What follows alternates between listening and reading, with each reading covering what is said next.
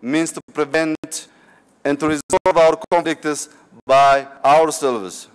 The transformation of the Organization of African Unity into the African Union was a turning point in this respect.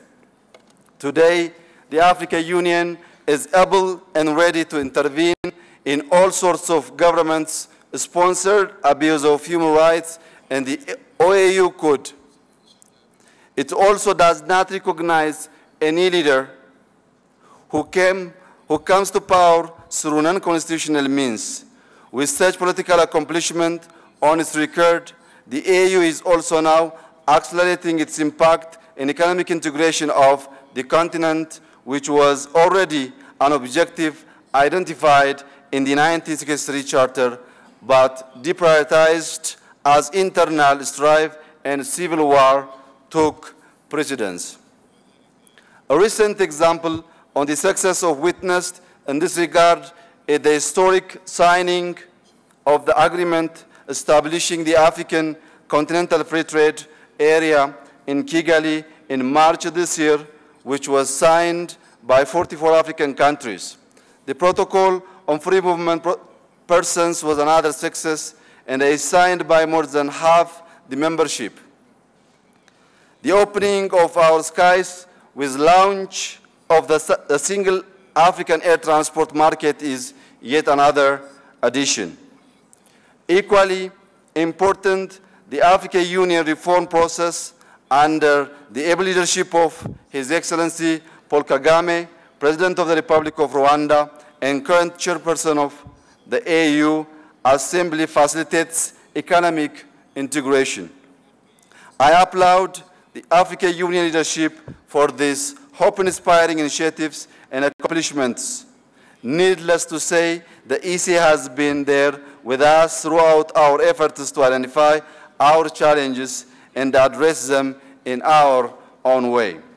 Excellencies, ladies and gentlemen, today our deliberations at this conference are being held under the theme African Continental Free Trade Area and Physical Space for Job and Economic Diversification. The theme is timely and considerable value to each of our countries. As policymakers, finance ministers, and central bank governors, we look to you for leadership. Leadership that will ensure that trade is not an end in itself, but the means to advance the well-being of Africans. I am sure many of you are aware that here in Ethiopia, we have been engaged in an ambitious program of upgrading our infrastructure, building industrial parks, and formulating industrial policy and strategies to support the development of our industry. Our efforts have led to meaningful improvement in foreign direct investment, to a significant part because we have established an increasingly more business-friendly Ethiopia. Our efforts have also yielded tangible results as evidenced in the growing share of the industrial sector's contribution to our economy.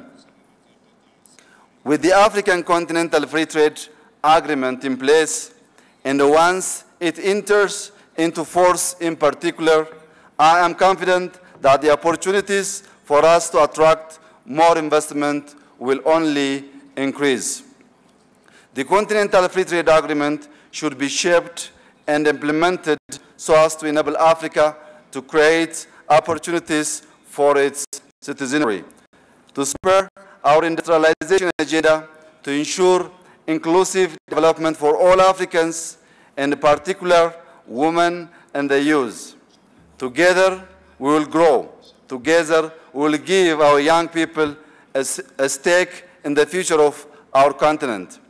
We will harness their energy and creativity for the collective well-being. We need to increasingly engage the private sector in ensuring economic integration and introduce aggressive policies to broaden women's access to economic opportunities.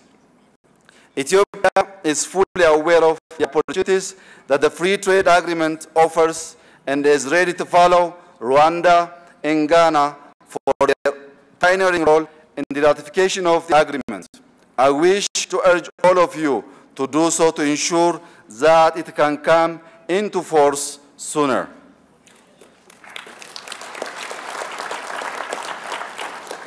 Ladies and gentlemen, imagine the progress we could make if we silenced the guns, empowered our communities, and built a stronger institution. Imagine if you don't radiate a negative energy. Imagine if you don't invest all our resources to kill each other.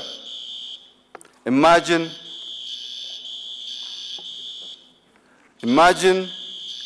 if we love each other as nations, as Africans, and nurture on our values to transform our citizens. What should Africa become by 2030? How about by 2063? How can the ECA continue to assist the continent to attain this collective vision? How do we enhance the competitiveness of African industry on the global market? How do you foster South-South and North-South economic cooperation? Ministers, governors, experts, ladies and gentlemen, we must all employ our talent to build a competitive Africa. The African Continental Free Trade Agreement is in fact an important step that has heralded the establishment of the world's largest free trade area. On this anniversary, ECA shall look back with pride and look forward with hope. ECA shall marshal all its resources to support the African Continental Free Trade Agreement. ECA has been with us for 60 years. I am confident it will be there for the next phase of African development. I thank you for your attention, and I declare the conference is officially opened. Thank you very much.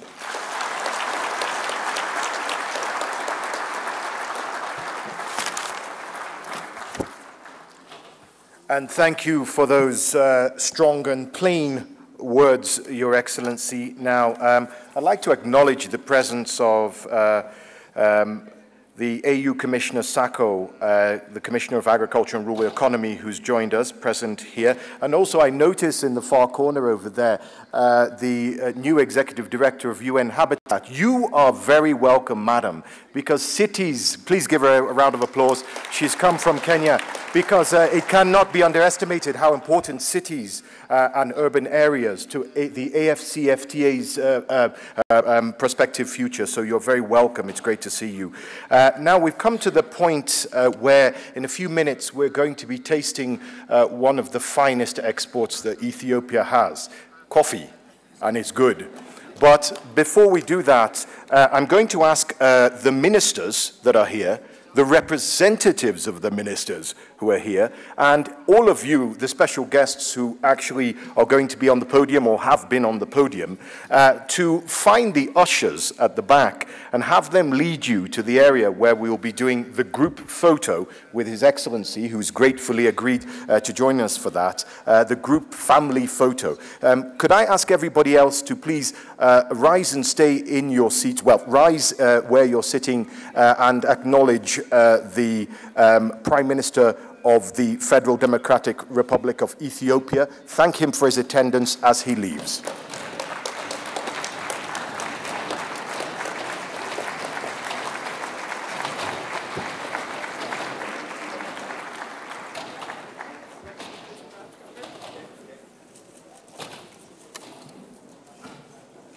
Now let's have some coffee or tea.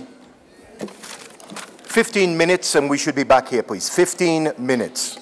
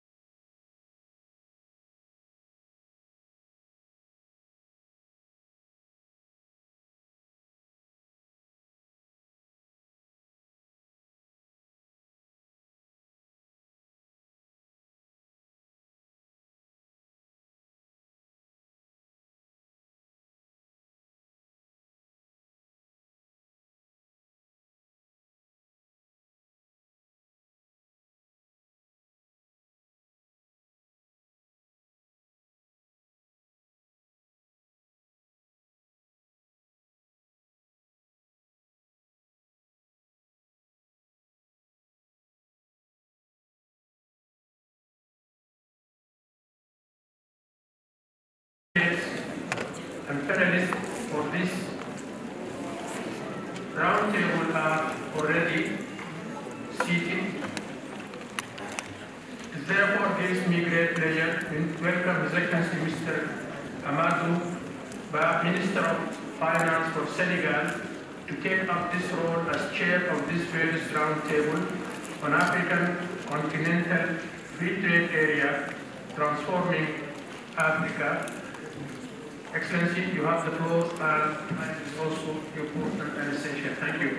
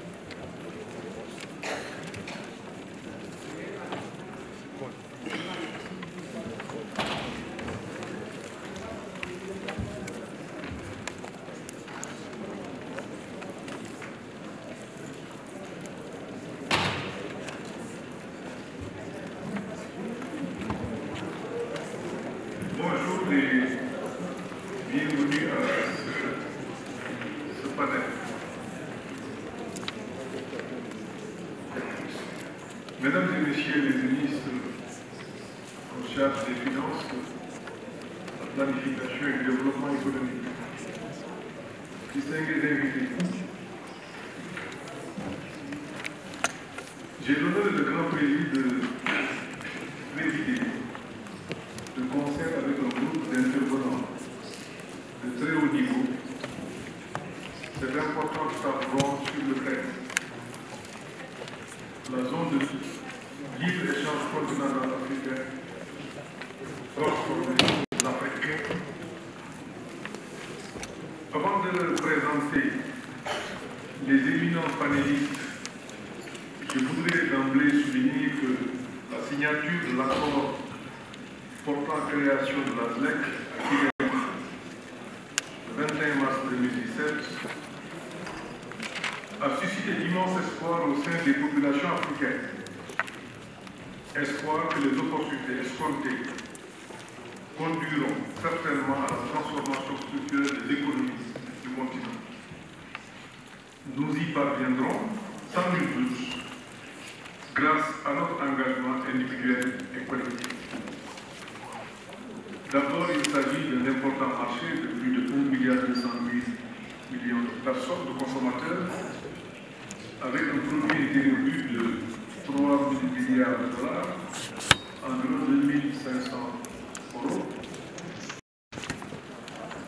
Ensuite, la libéralisation du marché prévue par la ZLEC devrait se traduire par une augmentation de plus de 52% du commerce intra-africain, une facilitation des échanges de denrées alimentaires et de sécurité alimentaire, une diversification des exportations industrielles et un meilleur accès aux entreprises, des entreprises aux biens intermédiaires et aux partenaires de production. Ces opportunités ainsi que tant d'autres que je n'ai pas citées sont essentielles à la transformation structurelle des économies africaines et partant au développement inclusif et durable de notre continent. Cependant, il est des préalables. Nos États doivent identifier et entreprendre des actions urgentes et ciblées en vue de développer substantiellement les échanges entre pays africains. En effet, commercer suppose en amont qu'il y ait des produits devant faire l'objet de transactions, ce qui nécessite la création de valeur ajoutée afin de positionner nos produits sur le marché international, lequel est de plus en plus compétitif. Pour ce faire, de différentes mutations devront être opérées de manière holistique, en particulier dans des secteurs tels que l'agriculture, l'énergie, l'industrie manufacturière, celle alimentaire. En outre, l'intensification du commerce intra-africain ne pourrait être effective sans l'existence d'infrastructures d'intégration modernes qui qui facilite la libre circulation des personnes, l'écoulement des produits et réduisent de manière drastique les coûts de transaction. Toutefois, force est de reconnaître que la mise en place de la ZNEC pose de véritables défis. Une des préoccupations majeures porte sur les potentiels bénéficiaires de la ZNEC. Compte tenu de la différence des niveaux de développement des pays africains, la ZNEC pourrait être plus profitable aux pays dotés d'une forte capacité de production de biens manufacturiers. En revanche, sans l'établissement de mesures d'accompagnement appropriées, les petites économies et celles n'ayant pas un tissu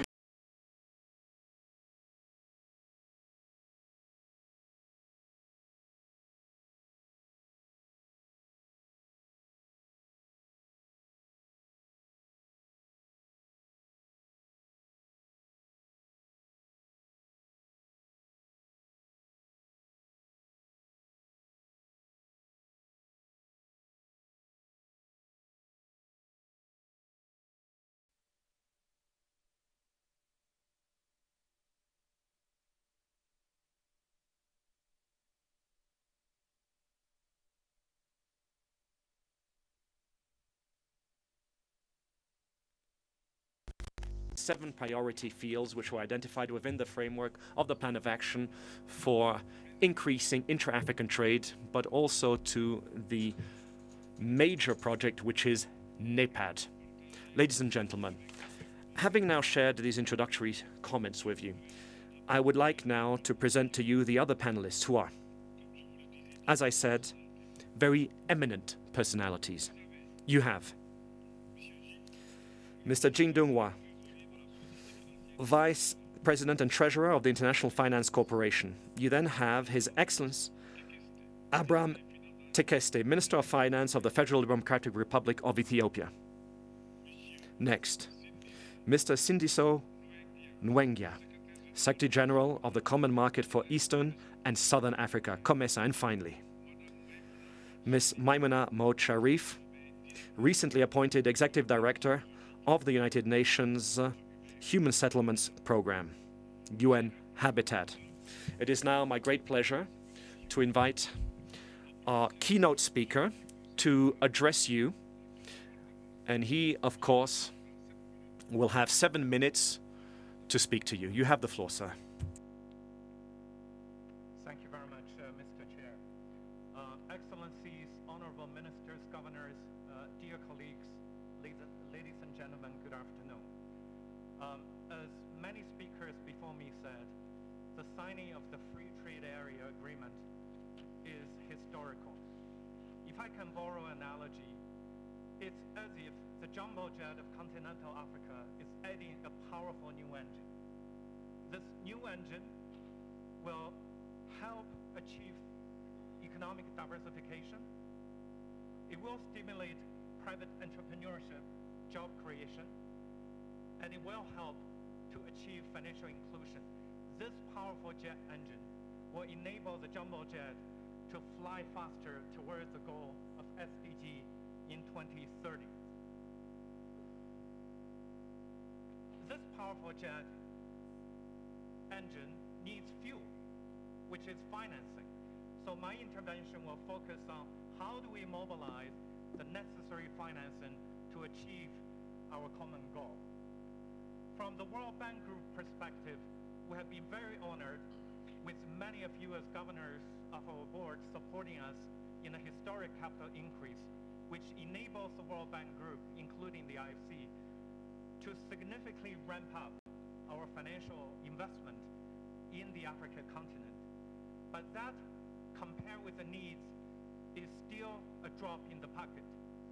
When you look at the history of the countries who have achieved economic vibrancy, starting with the United States, many of those countries relied on capital market. And I'll just show this bond certificate that was issued over 100 years ago when the United States was in the middle of building its infrastructure. But I grew up in China. So when I was a young man in the 1980s in China, if people asked me, what is a bond? I would say, I know, it's James Bond, because that's the only bond I knew. But do you know that the imperial government of China in 1911 also issued bonds when China started to build its infrastructure, in this particular case, the first railroad in China. Therefore, developing a vibrant financial and capital market, especially domestic and regional market, is essential to mobilize domestic savings to achieve the goals that we have for a prosperous Africa. For this, I'd like to briefly review the crisis that the governor of Ireland mentioned, that is the Asian financial crisis, because that crisis taught Asia a big lesson. And Asia, through that lesson, embarked on building a vibrant, deep, liquid, large capital market that propelled Asia into what it is today. If you look at this chart, before the Asian crisis of 1997, Asian currencies were either benignly depreciating or in a stable state. But many Asian countries choose to borrow in US dollars, denominating their debt in US dollars. So when the crisis hit in 1997, many companies and government and citizens suffered devastating losses. Therefore, Asian government and citizens said, never again.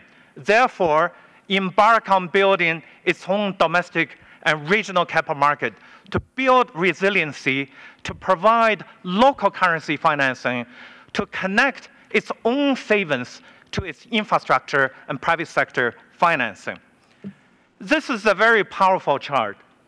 If you look at Korea, before 1997, its bond market is small, 11%, with zero corporate bond market.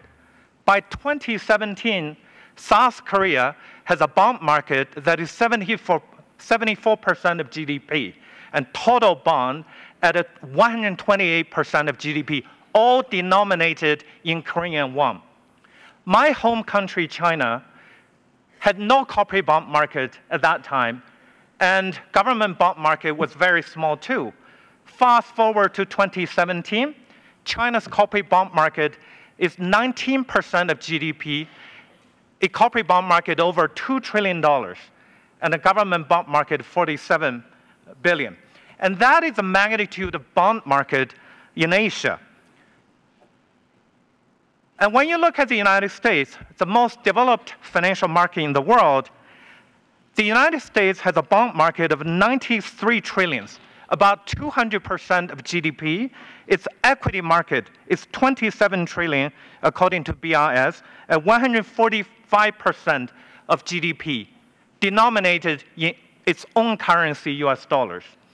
By building a vibrant, deep, liquid financial system and capital market, which I mean healthy banks, vibrant equity market, big liquid bond market, commodities market, derivatives market, futures options markets, you build up both your savings industry and provide a transparent way through stock market, through listings, through issuance of standardized bonds, a proper allocation of risk and return to productive use. So there we think that in Africa continent, apart from South Africa, which has a depth of market that can rival all the others, that in sub-Saharan Africa or in Africa, we can develop a similar magnitude of capital market. Here, I note with interest ECA's research paper comparing Africa continent to India, where the two have similar GDP. I just want to share with you, India has a $1.3 trillion bond market, of which $1 trillion is government, $300 billion is corporate. India also has an equity market that is about $2 trillion. Just imagine if we can have each equity and bond market at 10% of GDP, that would be $250 billion financing for Africa, denominated in its own currency on the continent through its own savings. If it goes to 20% each, that would be $500 billion. So I think building capital market is not a luxury.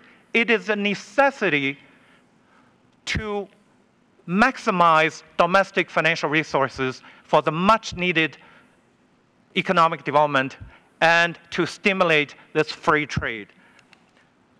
And this is how China financed its new bullet train, again through its bond market.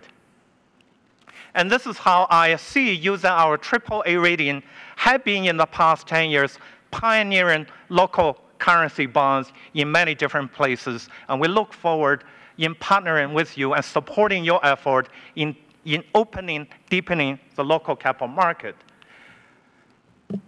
ISC traditionally has been a dollar financier. But if you look at this chart, over the past 10 years, we have rapidly becoming a multi-currency financier. This year, which has not finished, we are achieving a historic high of over $3 billion out of $11 billion long-term financing that is in various local currency, from Indian rupee, Brazilian real, Turkish lira, Mexican peso, and Chinese yuan. We'd love to include African currencies in that local currency. As a treasurer of IC, I love to lend our clients in local currency so that they can focus on growing their business, creating jobs, instead of worrying about foreign exchange volatility. 2 more slides. One is about capacity building, because we realize for Africa to have vibrant domestic and regional capital market, we need to have a cadre of veterans, of experienced regulators and market practitioners who understand the market. And therefore, ISC, working together with Milken Institute and George Washington University, every year trains regulators and staff from central bank and Ministry of Finance. And so far, we have graduated 2 cohorts of 40 people from 18 African countries through a graduate level 9-month program. The 3rd cohort of 25 is coming online this August.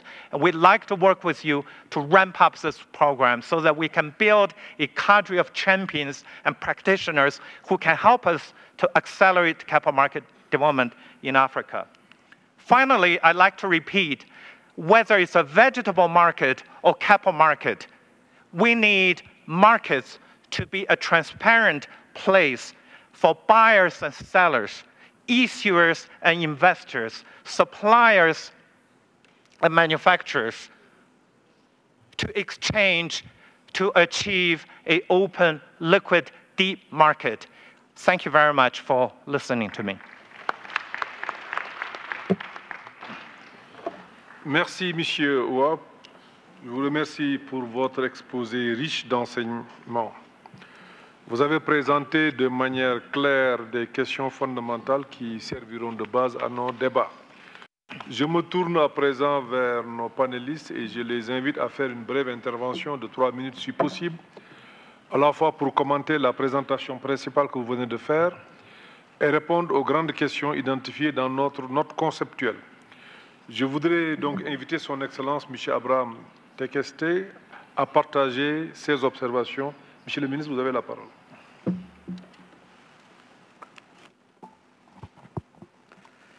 Thank you very much, Chair. I would like to focus on structural economic transformation. Now that we have signed the CFTA and we are looking into how we can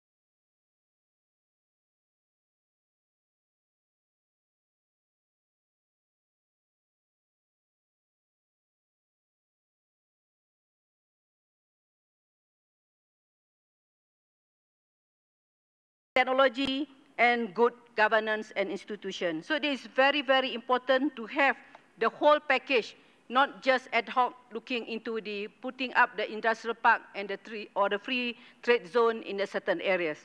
In conclusion, investment in a well-planned urbanization is very critical. This will enable cities and towns to be engine of industrialization. UN Habitat is keen to partner with the African Union and the UN Economic Commission to the implementation of Agenda 2063 and the realization of African Continental Free Trade Area .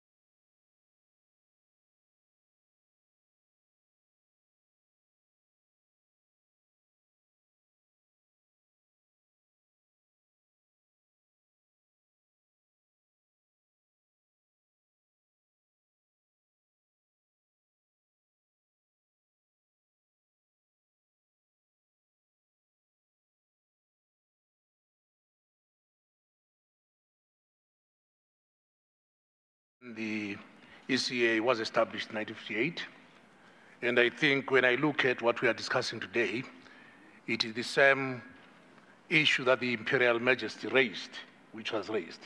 I've also looked at the founding of the OAU in 1963 and looked at what did they say. And when I look at those documents, you can go to the archives and check. They say what we are saying today.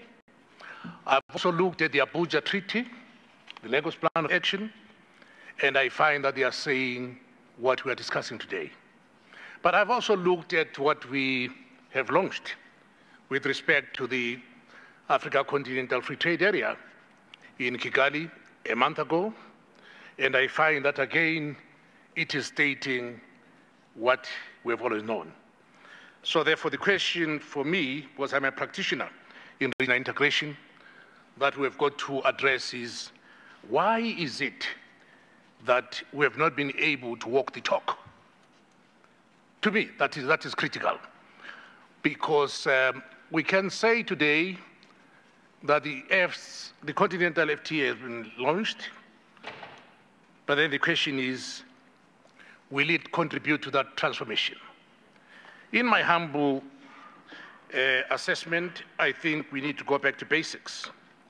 Basics in the sense that we should look at Africa as a continent in transition. And I'll mention three aspects of that triple transition. One is the political transition, the other one is the institutional transition, the third one is the economic governance transition. Let me start with the political transition.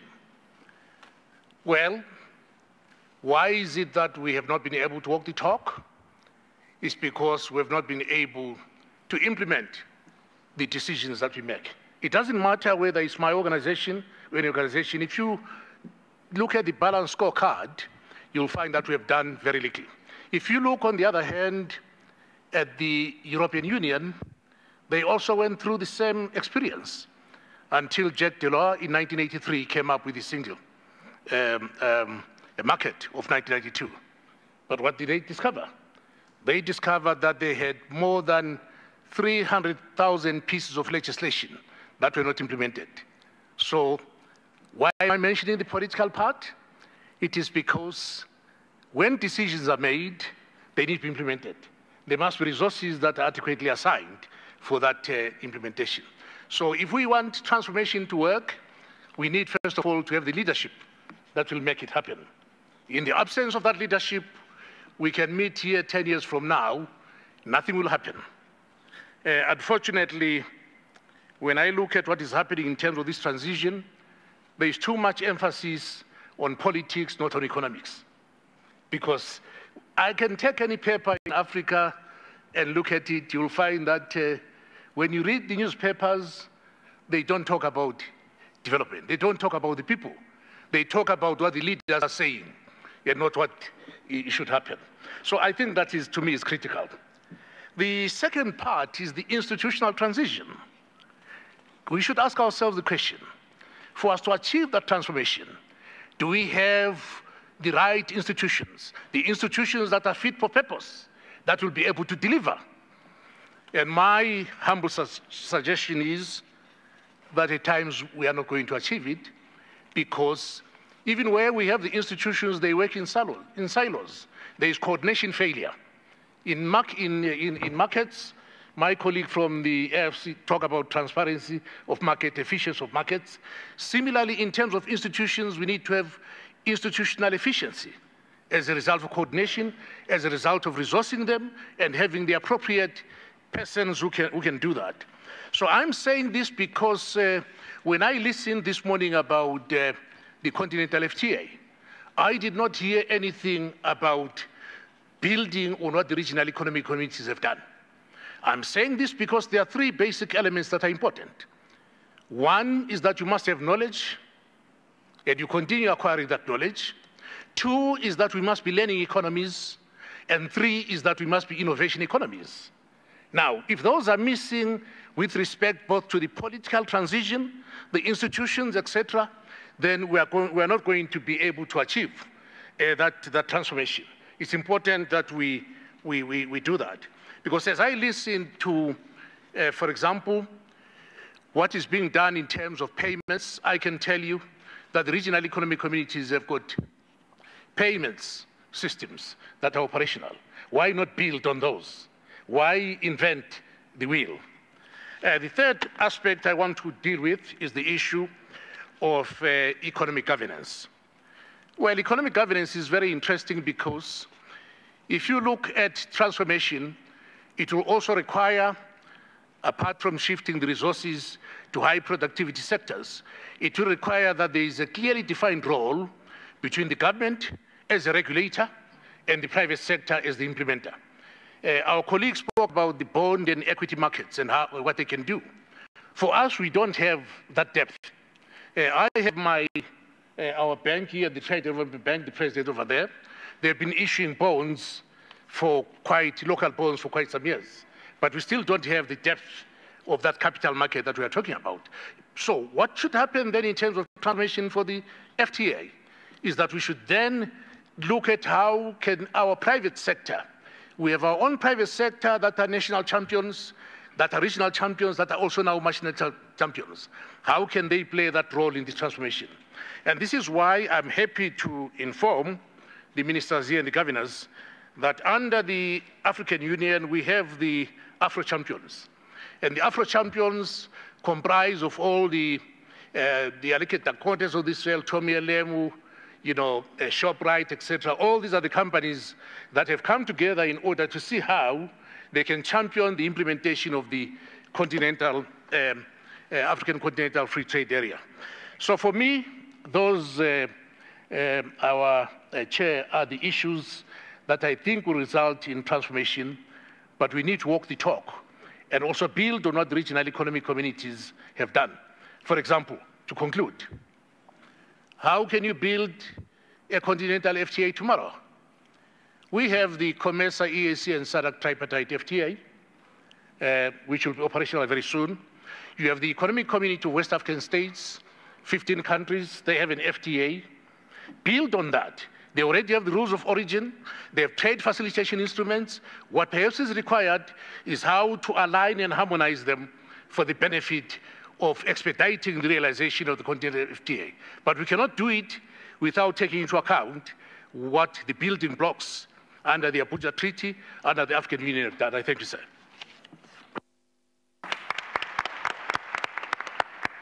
Merci.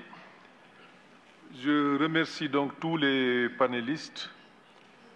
Leurs observations ont été très pertinentes. Toute l'assistance a pu s'en rendre compte. Je sens déjà que la discussion générale va être de haute facture. J'ouvre donc le débat. Je précise cependant qu'on a moins de 20 minutes, parce qu'on est déjà très en retard pour notre agenda. Et je voudrais alors demander aux honorables délégués de faire des déclarations brèves afin que nous soyons en mesure d'optimiser le nombre de questions. La parole est au délégué qui souhaiterait intervenir. Oui, la Guinée, donc il faut soulever, voilà.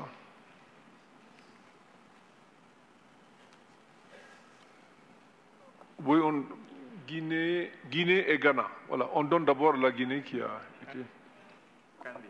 Gambia, excusez-moi, I'm sorry. Bénin. Donc il faut laisser le truc debout, comme ça on pourra... Voilà. C'est ça, hein? Voilà. Merci, Monsieur le Président. L'exposé de vice-président de AFC m'a beaucoup intéressé parce que l'un des gros problèmes du développement de l'Afrique, c'est le manque de ressources. C'est la faible mobilisation de l'épargne interne. Mais il a donné l'exemple, plusieurs exemples. Celui des États-Unis, celui de la Chine et d'autres pays. Mais quand vous voyez l'envergure géographique de ces pays, c'est énorme par rapport à nos micro-États.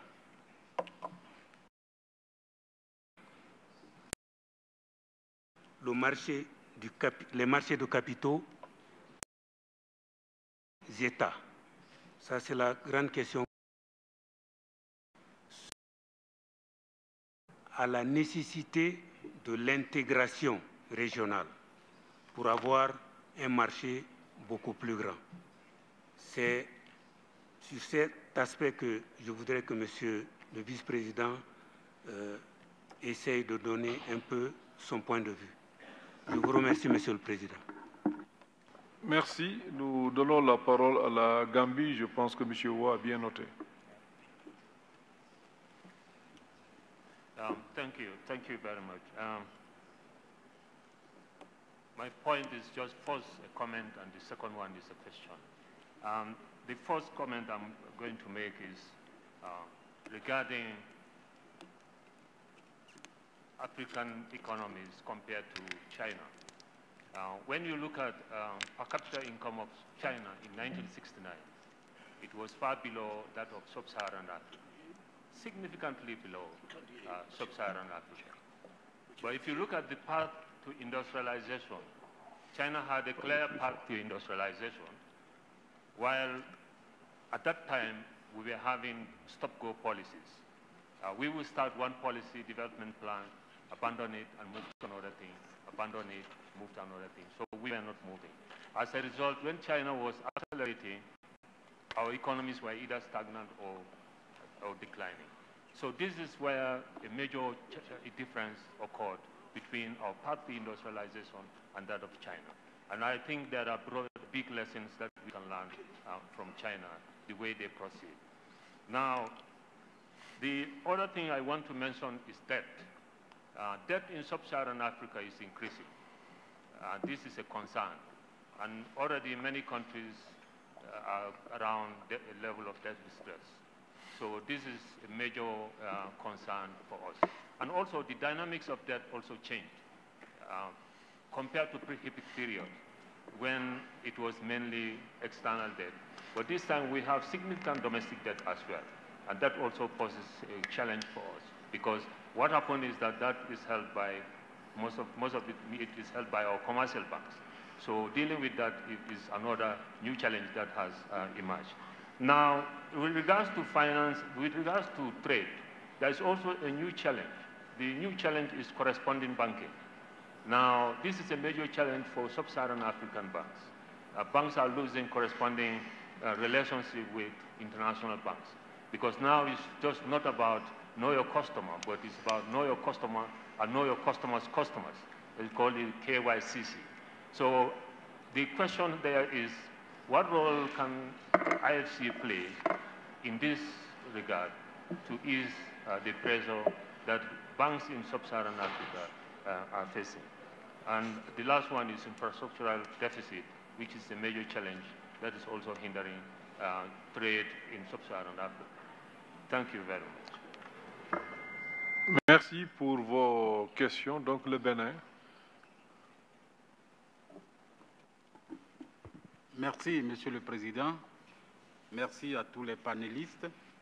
J'ai suivi avec attention les différentes présentations et je conclus que le marché de la ZEL4 pour du coup serait une opportunité pour l'Afrique de booster son économie. Mais je n'ai pas noté dans les présentations les inconvénients possibles d'une zone de libre-échange. Il y a quand même beaucoup d'auteurs qui ont écrit sur la question et ces inconvénients, notamment la vassalisation des États, la domination des pays à économie pauvre par les pays qui sont déjà très avancés, etc. Donc je veux juste demander aux panélistes de répondre un peu à ces inconvénients que les gens nous font croire et qui pourraient justifier la réticence de certains États aujourd'hui et qui n'ont pas encore signé. Merci. Merci. Je pense que les panélistes ont bien noté. Oui, il y a une question de l'autre côté, je ne vois pas très bien. Allez-y, oui.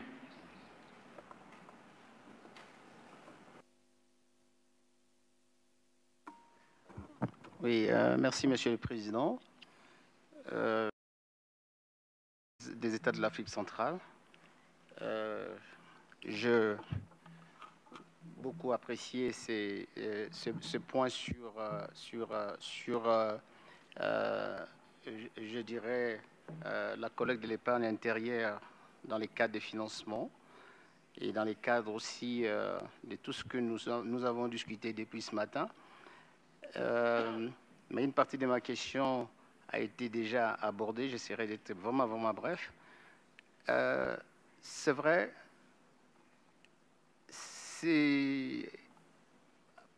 lorsqu'on essaye de financer par l'épargne intérieure, il faut, c'est une question d'ailleurs qui a été abordée par les vice-présidents de l'AFC, hein, il faut également avoir une certaine profondeur en ce qui concerne les secteurs financiers. Dans les cas contraires, on se retrouve très facilement, je dirais, embarqué dans un endettement intérieur qui plombe les systèmes bancaires sur lesquels on peut se baser pour financer les activités que nous recherchons. Alors, vis-à-vis de ces problèmes, parce que je vais être bref parce que la partie a déjà été abordée, je voudrais donc demander aux panélistes comment est-ce qu'on peut faire lorsque les marchés bancaires n'est pas suffisamment approfondis, lorsqu'on n'a pas des marchés secondaires, lorsqu'on n'a pas une régénération des ressources aussi rapidement comme les cas de la Chine et les cas des États-Unis. Merci beaucoup. Merci. Il y a le Gabon, je pense que c'est la dernière demande. Voilà, merci. Merci, Monsieur le Président.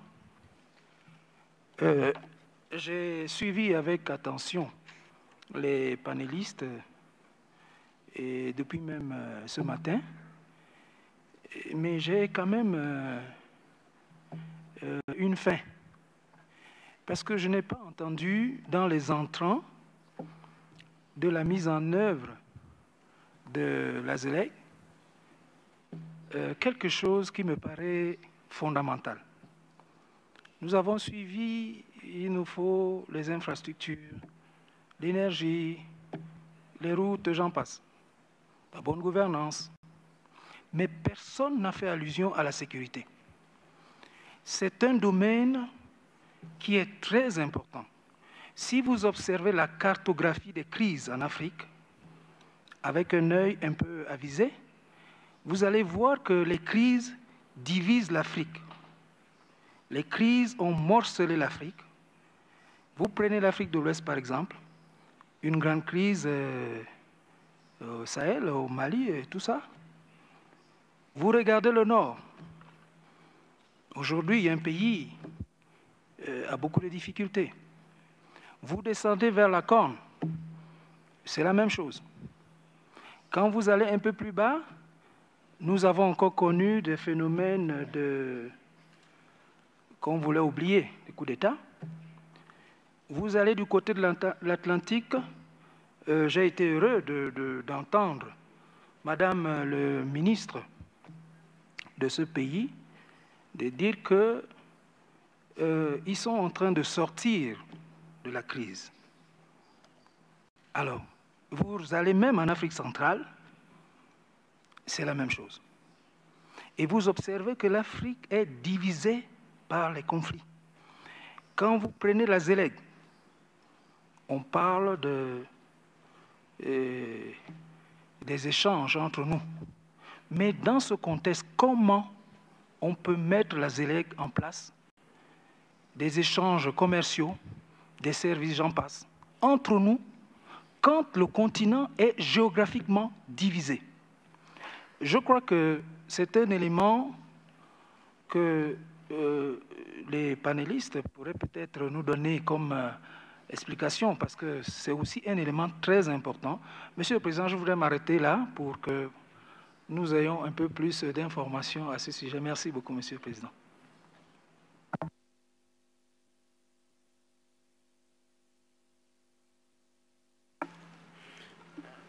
Merci, Monsieur le Président, de votre indulgence. C'est vrai que nous avons soulevé notre pancarte il y a un certain temps.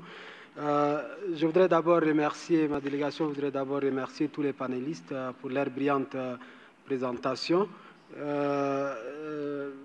Ces exposés ont renforcé quand même nos connaissances et nous donnent quand même une vision claire sur certains aspects de la ZLEG, qui est un dossier assez quand même assez grand et qui a beaucoup des aspects, mais quand même ces exposés nous éclairent sur certains aspects de la ZLEG. Je voudrais, disons, baser mon intervention sur la dernière intervention de M. Sindouza, qui disait qu'il y a plusieurs décisions depuis le traité d'Abuja. C'est vrai qu'en Afrique, on prend, sur ce continent, nous prenons plusieurs décisions que nous n'arrivons pas à mettre en application. La preuve est qu'il y a il y a des milliers de décisions prises qui sont restées pendantes et nous continuons à prendre des décisions. Nous sommes vraiment champions. Et j'ai lu également sur, disons, sur la réaction de l'assistance lorsqu'il a dit dans 10 ans, nous allons, le scepticisme sur la face de certaines personnes, lorsqu'il a dit dans 10 ans, nous allons encore il a bien peur, lorsqu'il a exprimé ses préoccupations, que dans 10 ans, nous allons toujours être au même stade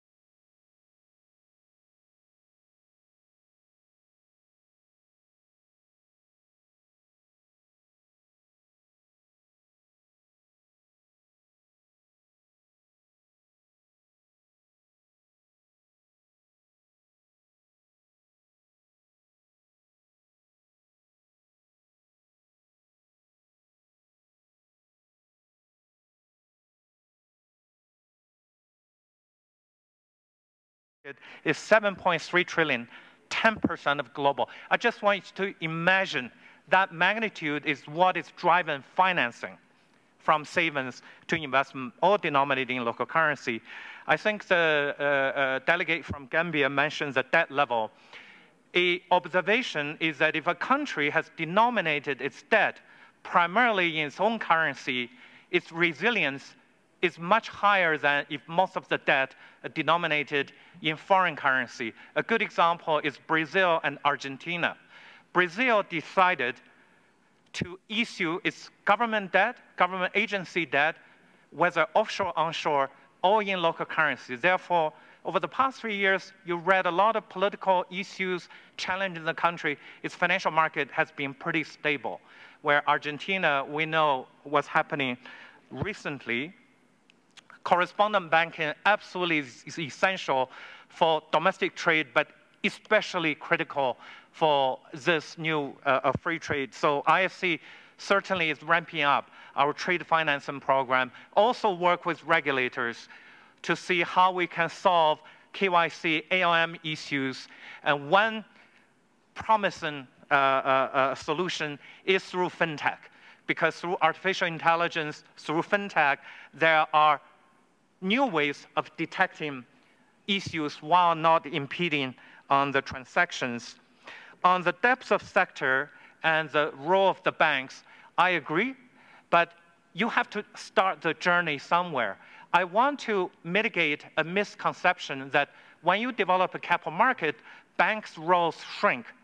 It's actually the opposite. When you look at China, Malaysia, other countries, when banks don't have to be burdened to do the sort of financing they should not do, that is risky investment, long-term project financing, that under Basel III and Basel IV, the bank should not do, because banks should concentrate on the safest part, because they are the lifeline of the financial system. You use capital market to do the other part. I think you have to start somewhere. I think this is where government plays a central role. And this is why we look forward to working with the government to accelerate this process. Thank you, Mr. Chair. Monsieur le ministre, est-ce que vous avez...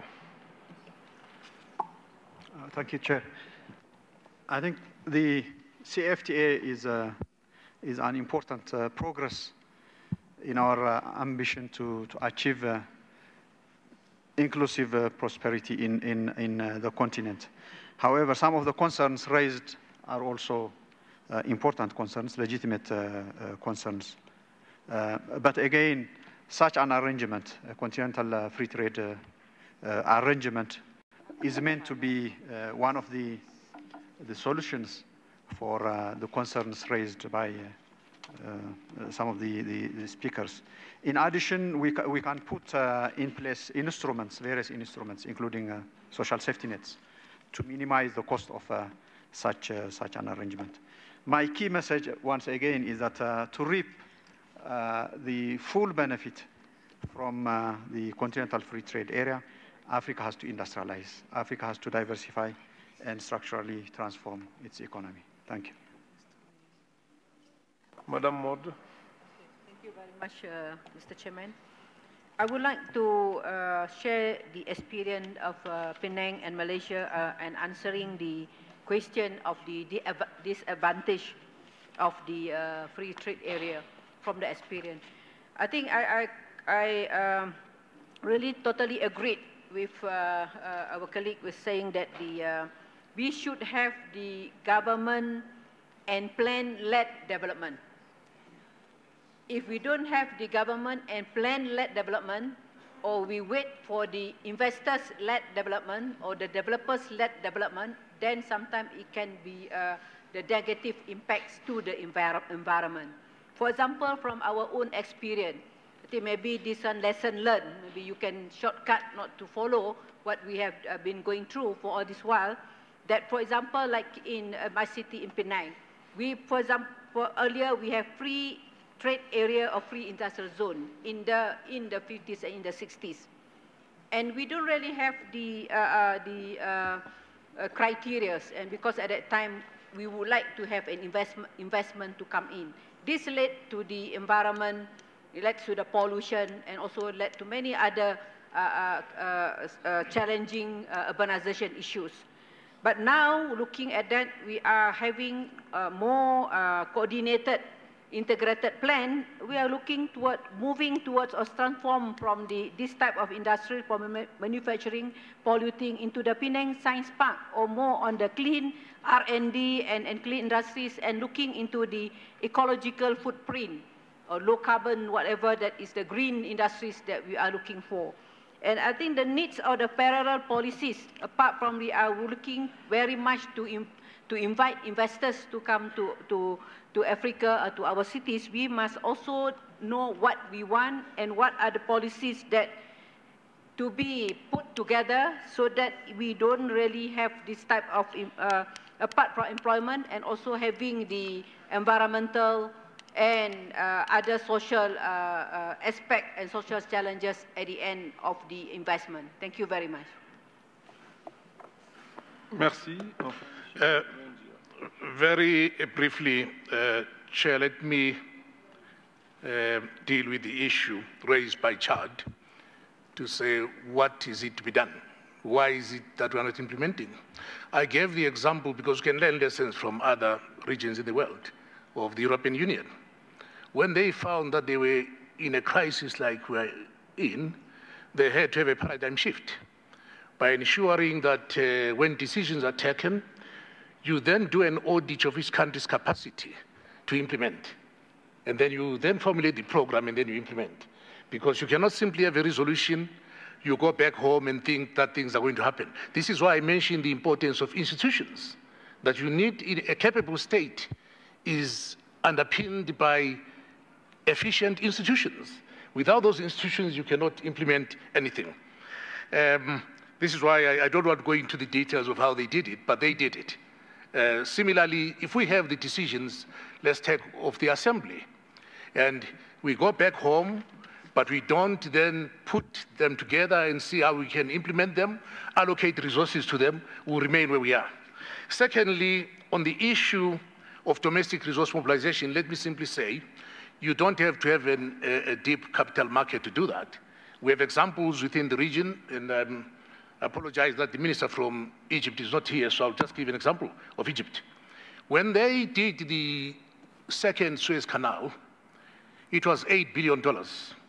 They issued a bond for that for 30 days. Within 8 days, that bond was closed because it was oversubscribed by the population in Egypt. So what does it tell us? It tells us that when the population, because this bond, by the way, for your own information, even the beggars in the street contributed them. But they ensured that those bonds were even in 10 Egyptian pounds, so that everybody could contribute. So on the other hand, what am I saying? What I'm saying is that when the population are confident and they relate to the program of the government, they will put their money where their mouth is. The money is there. Now, let me, last but not least, deal with the issue of the disadvantages of FTAs. I would say there are no disadvantages. The only handicap for the FTAs is that they are being done at a continental level. But when it comes to the planning in terms of industrialization, resource endowments, and also the value chains, we then begin to work individually instead of us working, across the borders. Because if you do that, then you'll find that it's a win-win situation for everyone. Last but not least, the issue of infrastructure deficit. Well, I hold the view that yes, infrastructure is really required, but we should have a counterfactual argument and ask ourselves the question: how come China's trade was 10 billion with Africa a couple of years ago? It is now 350 billion. Which infrastructure are they using? They are using the same infrastructure that even the neighboring countries are saying we cannot trade because of the infrastructure. So there is something wrong with the logic. Empirical evidence does not indicate, yes, we shall have to deal with it, but with the existing infrastructure, we can trade. The major problem that we have is that we have the barriers to trade. For goods to cross borders in this continent, it will take you, let me just give an example. If you have a truck that spends, 5 days at a border post instead of 5 minutes, then you can tell where the costs are. This is why a container from anywhere in the world to any port in Africa is a third of the price when you move it even for 300 kilometers inland. So we need to deal with those issues, and those issues are software issues, regulatory issues, issues of mindset. Last but not least, let me say, if you look at the map, when Berlin was done, you look at 1900, 1960, you look at where we are now, we are more fragmented than we were at the time of the Berlin Conference. I've got a map that can demonstrate that. I thank you.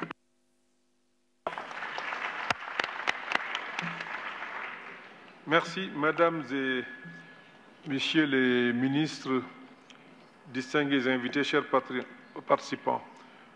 Nous sommes arrivés au terme de nos discussions. Nous avons tous constaté que la mise en œuvre de la zone de libre-échange continentale africaine interpelle aussi bien dans la chaîne des décisions de politique publique que les peuples pour lesquels nous travaillons. À cet égard, le débat que nous venons d'avoir est réconfortant. Les panélistes, tout comme les honorables délégués, ont soulevé la nécessité de créer et développer des marchés de capitaux transparents pour financer des projets majeurs, donc c'est l'élément important qu'on peut retenir. L'importance d'investir dans l'industrialisation, notamment les parcs industriels et le commerce dans le long terme. On a eu l'exemple de l'Éthiopie. L'utilisation des collectivités locales comme levier de financement. Et enfin, le renforcement de la gouvernance économique pour les pouvoirs publics, les régulateurs et les secteurs privés puissants puissent agir ensemble et garantir la réussite de la mise en œuvre de la ZLECA. À mon avis, après le traité de l'Organisation de l'Unité africaine en 1963, le traité d'Abuja en 1991 et l'acte constitutif de l'Union africaine en 2000, l'histoire de la consolidation de l'intégration africaine nous place tous devant un défi majeur, je dirais même une lourde responsabilité. D'ailleurs, nous n'avons pas d'autre choix que de réaliser ce projet d'intégration. C'est donc devenu une obligation dans le cadre de notre contrat avec les générations futures, une obligation de réussir la concrétisation d'une zone de libre-échange continentale bien pensée et stratégiquement déployée, à l'instar de ce qui se fait dans les grands ensembles économiques. Mesdames et Messieurs, donc je salue au passage le leadership exemplaire de la Commission, de même que le processus de préparatoire de la ZLECA. Je vous prie donc de bien intégrer dans les outils de mise en œuvre de la zone de libre-échange les recommandations formulées au cours de notre débat. Mesdames et Messieurs les ministres, distingués invités, chers participants, il ne reste qu'à lever la séance à tout à l'heure. Merci. Thank you. I would like to thank the panelists and delegates for a very engaging discussion and the able steering of the debate by His Excellency Amadou Ba. We have now come to the end of the morning session, but before we break for lunch, the Secretariat would like to make an announcement.